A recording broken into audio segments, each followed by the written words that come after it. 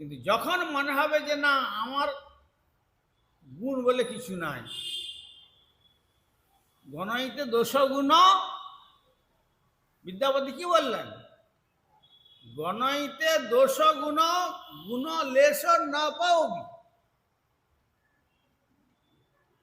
যদি আমার দোষ গুণ বিচার করে যায় তাহলে আমার গুণের লেশ মাত্র নাই। জগৎ তুহু করব বিচার।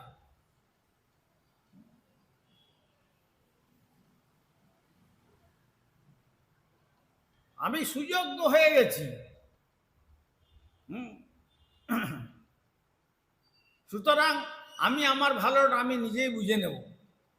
এইটা হলে জানতে হবে যে তার নিজের সর্বনাশ সে নিজে ডেকে আনছে।